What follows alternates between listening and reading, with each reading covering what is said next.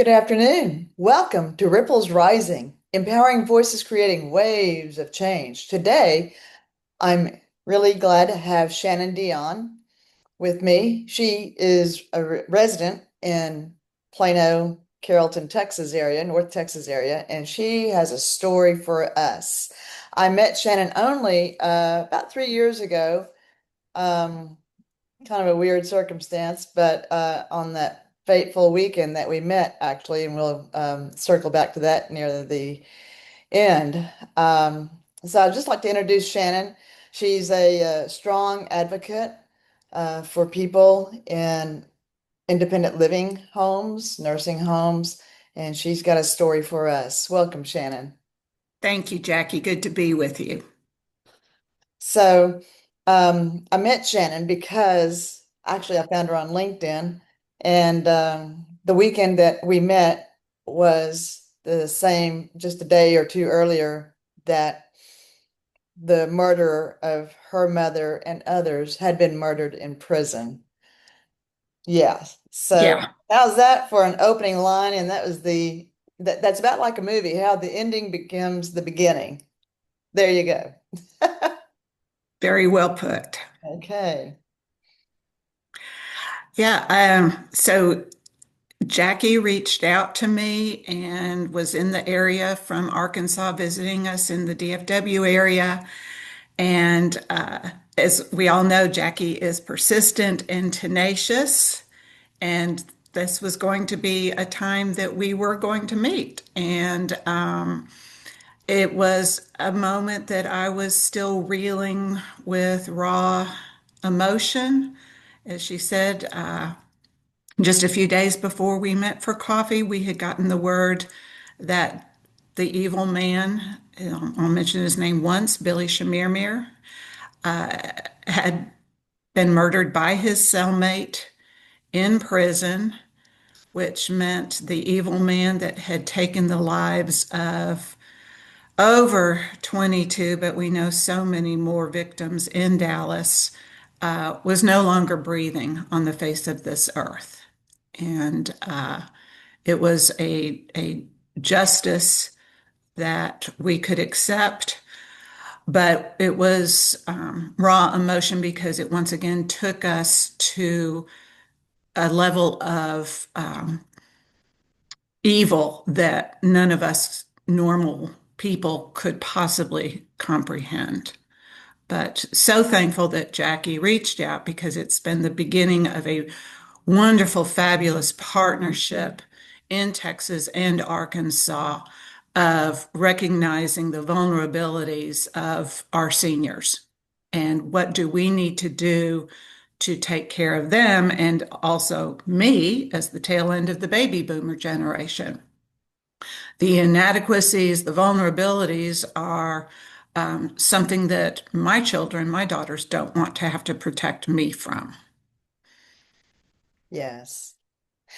Shannon, tell the audience kind of how this started. And actually, you even found that maybe he'd been elsewhere and stealing jewelry elsewhere. Ye- So And that's, my story began in October of 2016. I found my mother deceased on a Sunday morning, picked her up for church, and she was no longer with us. And for 1 hour, I grieved my mother's passing as natural. She was 92. She'd had a good long life.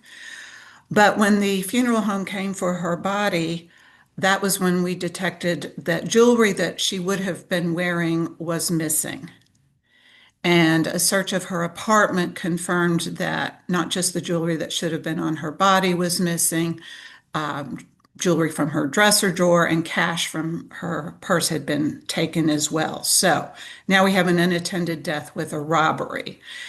And law enforcement told me that my mother had passed naturally and that someone had just happened to come by and take the jewelry off of her cold, dead body instead of reporting her being deceased.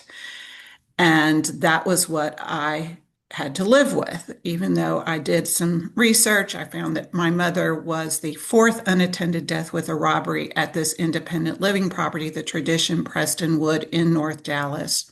within 3.5 months. Uh, None of this had been reported to the police. I assumed that the police were aware of it because I got the information from police reports. Just had to sort of accept what I was being told and go on until July 16th, 2018. A Plano detective, John Hoffman, called me. He was on a task force. This evil man had been arrested for attacking women. He was being connected to other unattended deaths with homicides in Dallas and in Plano and in Frisco, and that my mother's case was being investigated as one of those homicides. And as devastating and horrible as that was to hear, things finally made sense, sadly. And so the task force started. Long story short, he was indicted on 22 homicides, two attempted homicides, long time of getting jail justice, 3 trials. The first one ended in a mistrial. But eventually, in October of 2022, he got his second life without parole conviction and was sent off to prison, never to be freed again.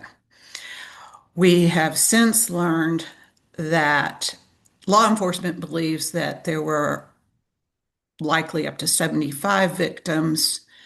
And this came home to me as I gave a presentation last week.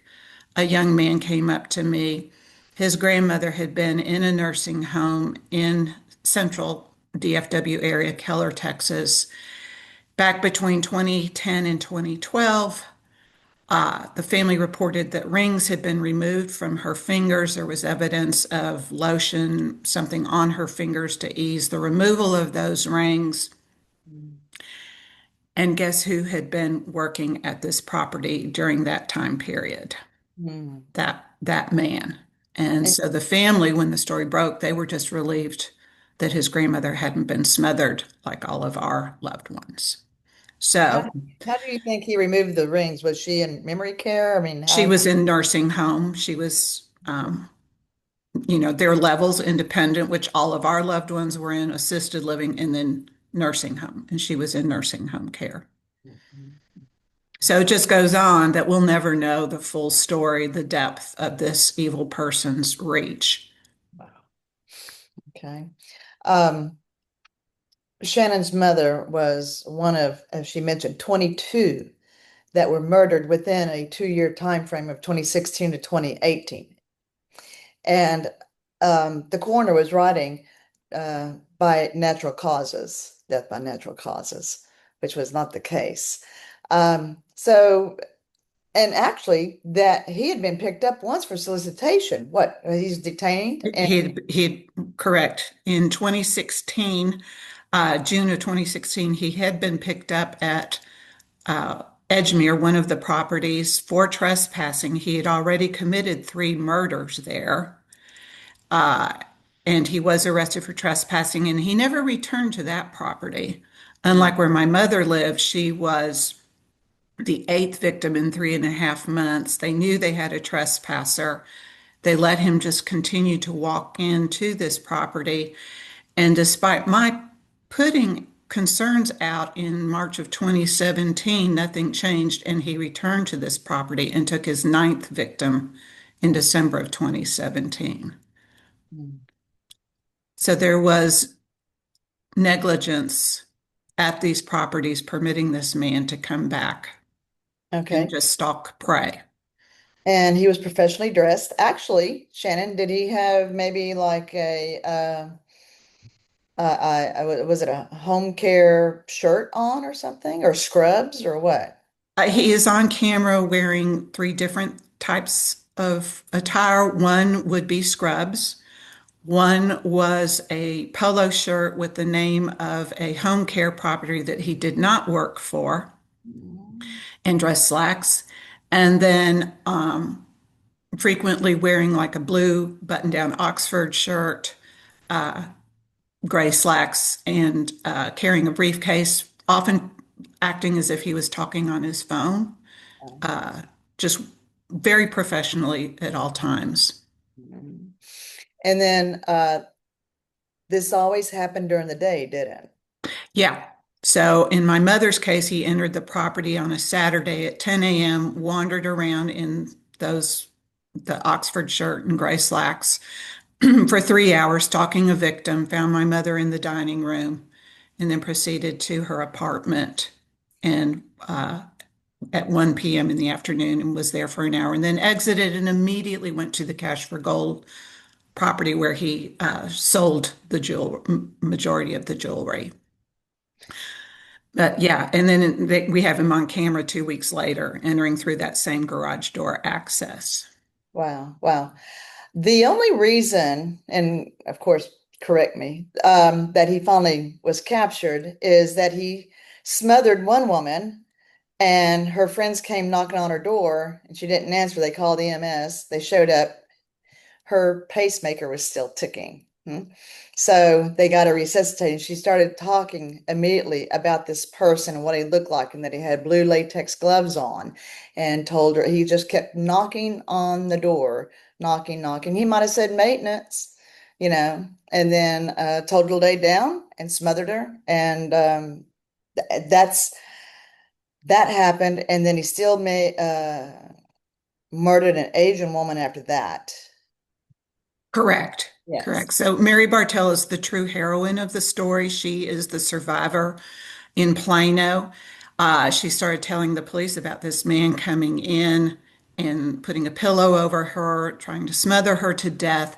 As police were investigating at her unit in Plano, Preston Place in Plano, a daughter went to check on her mother. The daughter walked into the apartment across the hall from Mrs. Bartell and started screaming her mother was deceased. So, as the police were investigating at Mary Bartell's apartment, Mrs. Bartell survived. Uh, Ann Conklin was found deceased in her apartment, and the daughter immediately reported jewelry being stolen. Oh, The detectives were now investigating these two incidents. As they were investigating, they start hearing other stories of unattended deaths with robberies at this property. And they are able to discover somebody had reported a suspicious person, a car. Police track that license plate. That license plate leads them to this person. The police stake him out at his apartment. He goes, he pulls in, he parks, he throws something out in a dumpster, and the police go and look. They arrest him on another charge. Police investigate what he threw out. It was a jewelry box. In the jewelry box is the name Lou T. Harris in Dallas. Plano police call Dallas to do a welfare check on Mrs. Harris's home. Dallas police go, kick in the door, find Mrs. Harris deceased. They're mm, ready to call it a natural cause death until Plano police show up, tell them the situation, how they came across this name. Please go in and look. Dallas police return back into the home and they find the pillow with lipstick smeared on it, which was the trigger that Mrs. Harris had also been smothered. yes. How was he able to access these independent living facilities? He just walked in through the garage door. There was at the time nothing to prevent him from parking in the garage. He would sit, he would park, wait for a resident to walk in and just follow them in. And then had access to the elevator, which was right there. The other properties he could just go in. They were set up as a regular apartment and he could just meander around the property. Okay. So then he went to trial. It was a mistrial. He went to trial again. Then he went to penitentiary and then he was murdered by his cellmate. Correct. Karma. Okay. So Shannon is working on legislation in Texas. And what we're working on is not trying to invent the wheel, or to invent the wheel. We're just trying to make the wheels in all the different states because whatever is working, she's working on in Texas, can we adopt that in Arkansas? What I'm working on in Arkansas, can she adopt in Texas? So tell us about your legislative journey. We have had three bills passed. Two were side issues that had to deal with the case. One had to deal with the cash for gold business, keeping inaccurate records. When the investigation started, trying to match up jewelry that the families reported stolen, where it was stolen, the cash for gold properties had very inaccurate reporting. This bill requires better reporting, which hopefully will be a deterrent, discouraging criminals from selling their property there. The other bill, we had one family member notified on Facebook Messenger that her mother was a victim. The police thought the ME had called her. The ME thought the police had called her. Nobody had informed her. Another victim family saw her mother's name on the list, reached out to her if you want to talk, and that's how daughter was informed that her mother was a homicide victim. That It is happened. unacceptable. Yeah, So now in Texas it is legislated an ME must notify a family when a death certificate is amended. amended. Our bills trying to deal with the independent living properties failed two sessions, but in this last session, we finally got it passed through that employees must be background checked, that police have access to speak with residents when they are investigating. Tradition Prestonwood did not permit a detective to speak with the residents when he went in to investigate back in 2018. It also requires sharing the information of a criminal report being made kind of like a neighborhood crime watch. They knew that they had a trespasser. They knew they had unattended deaths with robberies. They did not share any of that information with the residents. Oh, And we believe that is an important aspect of keeping residents safe. One of the big things that we would really like is that name tags and sign in are at the front desk before you get to walk around the property. We had to take that out. It was too onerous, according to the industry, but we will be returning to get that back in. The prosecutor gave testimony in a hearing that that measure alone would have saved lives. So that's one thing we are returning back to this next session, along with the idea that we got from Jackie that we are stealing. Home care workers should be background checked and fingerprinted, background checked nationally and fingerprinted. This is important because in two cases, he did work as a home care worker and he took care of husbands. When the husband passed away, he returned and he murdered the widows. He was working under an alias. He had a criminal record in Florida. He also had a criminal record here in Dallas the time he was working for these families, and none of this was shared. no, So this is important to know who is gaining access into your home. into your home. Yes. In fact, to top it off, that the family uh, invited him to have lunch with them. The sons did eat with this man while he was taking care of their dad. And in one case, when he showed up to the widow, it was New Year's Eve. She had known him as the caretaker for her husband. She invited him in. She made him a cup of tea. We know this because there was a cup of tea at the home when the son found his deceased mother, and she didn't drink hot tea. She Oh, invited him in as you would with a caretaker that you have known and you have trusted, and he murdered her. His DNA was found at the scene. oh my word. His DNA was found at the scene, but he was not arrested then. Why not?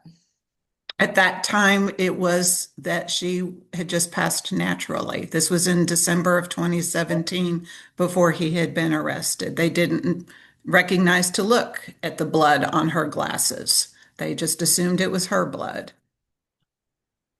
Okay. So we've got a few minutes left, Shannon. You're also working now with detectives and police. Tell our audience kind of what you're doing with the police.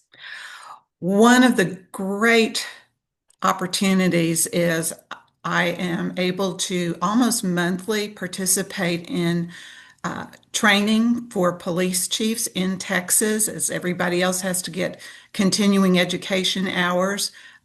They do too, and I have the great honor of closing them out after they have gone through their week-long training. And in that discussion, I share with them how ageism was a big part of how this man got away with this crime for 2 years. Even though we were talking about our loved ones were active, my mother climbed 4 flights of stairs just 2 months before she was taken from us. It was, oh, well, they're old and they died. The detective that first worked on my mom's case understood my upset, my distress that something was wrong, something was more to this story. And he approached our county ME to open an investigation, and our county ME did not, because at that time he did not perform autopsies, do any further investigation on anyone over the age of 65, because he said this on the stand in the trial.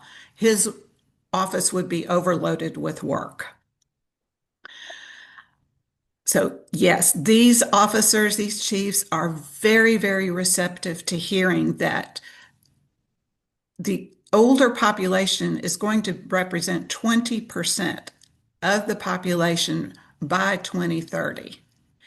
And it is time for them to recognize that this is a large demographic that they need to evaluate their policing techniques, their policing skills, and recognize that it's not just that they're old and they died. And I'm very grateful and thankful this is being well received. Good, good, good. Wow, wow, wow, wow. What a story. Um, if I may, that you can find the documentary. It's a three-part documentary on Paramount Plus called The Pillowcase Murders. It should have been called The Texas Serial Killer of the Seniors, would have garnered more attention. And also that People magazine did a wonderful about a 80 sorry, about a 45-minute documentary on it. People magazine did. The story's been in AARP like 2 years ago, 2022, I believe. And so the information is out there, but these independent living places, nursing homes, continue being built without security measures. I took my husband to 7 different places here in Northwest Arkansas a year ago, and I would say only one qualified. It was they had a cottage and there was a camera on the back patio, the front patio, and an intercom system. Other than that, yeah, there was no sign-in sheets, or we talked to somebody about security and they said, well, nothing's happened here yet. And that's a top-notch place here in Northwest Arkansas. Another one, I said, do you have Ring doorbells? Oh, they would keep everybody up at night. No, we don't have Ring doorbells. And actually, a different place, I did talk to some people and they installed a Ring doorbell because their cottage is on the dark side of the property. No lights over there. So we, our generation and our elders are just sitting ducks. And this happened in North Texas. It can happen anywhere. Crime has no borders. And this is why I'm fervently trying to get legislation passed here in Arkansas, taking Shannon's legislation and moving it here in Arkansas as well. I'm going to add that I am the Arkansas ROAR walk leader. ROAR stands for Respect, Oversight, Advocacy, Reform for Long-Term Care. You can go to roar4ltc.org it's going to be a nationwide walk. There's walks in 35 states. In the state of Texas is Austin and San Antonio. Hopefully next year we'll get one in Dallas from Fort Worth going. And there is a walk in North Florida. But roar4ltc.org. This is Jacklyn Ryan on Ripples Rising. Please like and subscribe on YouTube, watch it on Facebook, LinkedIn, and also my book, Caregivers, Caretakers, Exposing Fraud in Senior Care of the Home Care of people losing their jewelry and items out of their house all the time, constantly, because there's no fingerprinting background checks. One of my mottos is raising the bar on caregivers will raise the bar on the quality of care. Who wants to grow up to be a caregiver? We got to make it where people want to do this work and get paid the right price for it. This is Jacklyn Ryan signing off. Thank you very much, Shannon. It's a very, very hard story. Thank you for having the courage to continue telling your story. Thank you, Jackie, for the opportunity and being my buddy and partner in this work.